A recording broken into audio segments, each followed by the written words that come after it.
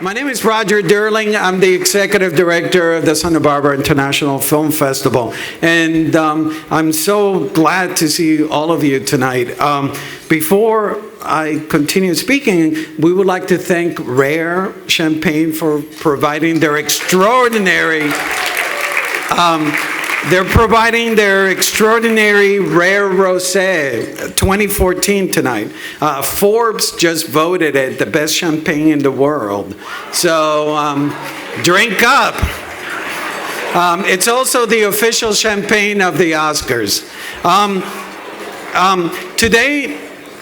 Today marks the second ceremony of the Kirk Douglas Award for Excellence in Film since the passing of the film legend that was Kirk Douglas.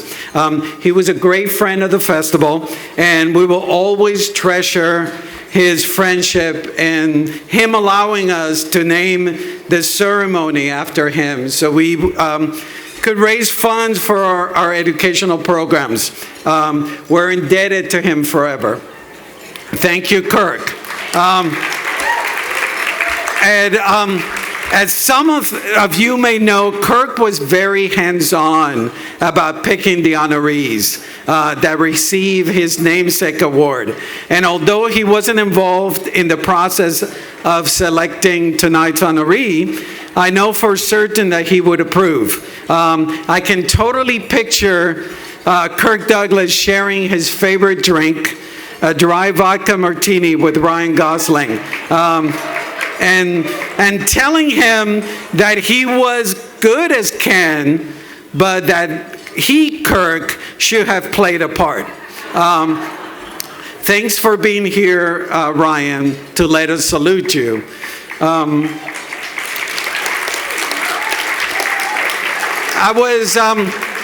I was so impressed when I saw Ryan's first leading film role in the 2001 film The Believer, written and directed by Henry Bean. In it, Ryan plays Daniel Ballant, a Jew who becomes a neo-Nazi. And in it, Ryan mixes this kinetic physical energy with intelligence to create a frighteningly complex and volatile character. What Ryan does in The Believer is uncompromising and brilliant. Todd McCarthy, the lead critic of Variety, felt that his dynamite performance in The Believer could scarcely have been better, and I agree. I remember thinking when I saw the film that here was this young Marlon Brando reborn. That was an auspicious beginning, and what came after, and of course, it didn't disappoint. He soon became a bona fide leading man and a heartthrob in The Notebook. He achieved further critical acclaim starring in Half Nelson in 2006, where he plays a self-destructive history teacher at a Brooklyn school. It is a mesmerizing character study that earned him his first Oscar nomination for Best Actor. He's both, in Half Nelson, he's both alluring and pitiful in the film. His character says in the film, history is a study of the way opposing forces interact over time. He could be describing his own performance, as well as his career to follow, where he will contrast independent films with big budgets. It's hard for me to think of another contemporary actor who has amassed more electrifying and eclectic parade of characters than Ryan Gosling. Just to pick a few career highlights. In Lars and the Real Girl, he plays an awkward young man who falls in love with an anatomically correct sex doll. In Blue Valentine, he co-stars with Michelle Williams in the emotionally devastating examination of a marriage. In Crazy Stupid Love, He's dashing and cool and proves so nimble in comedy. He steals the film from Steve Carell and then in Drive, he becomes the new Steve McQueen. Then he collaborates twice with Damien Chazelle.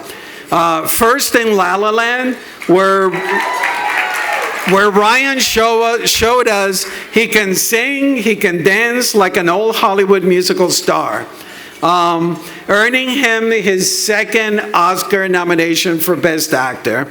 He won a Golden Globe for his efforts as well. And then First Man, a biopic about Neil Armstrong. I reached out to Damien Chazelle, who couldn't be here tonight, and he told me this about Ryan.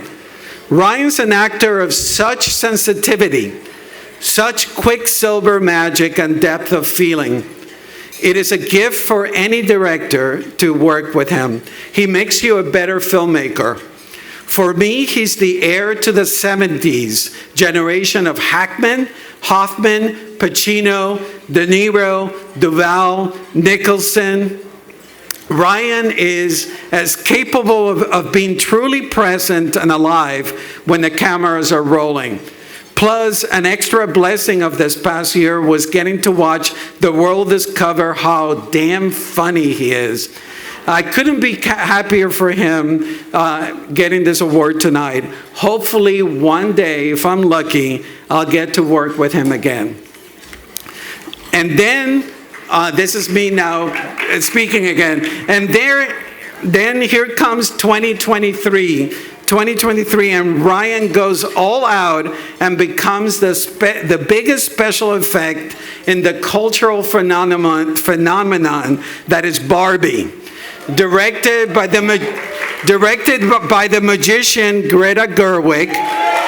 She's here tonight. By the way, is there anything this talented director cannot do? Barbie is a triumph. Congrats, Greta, on your well-deserved Director Guild Award nomination this week. And thanks for unleashing the Canergy. Ryan is pitch perfect in Barbie. Perfect comedic timing, vulnerable, and he's seemingly having the time of his life. So much that it becomes so infectious for us all. So much that I think the movie should have been called Ken. And with all that talk about his infinite talents, I forgot to acknowledge how good looking Ryan Gosling is. I invite you all to take a look at this montage with Bill to salute one of the best actors working in cinema today. Enjoy.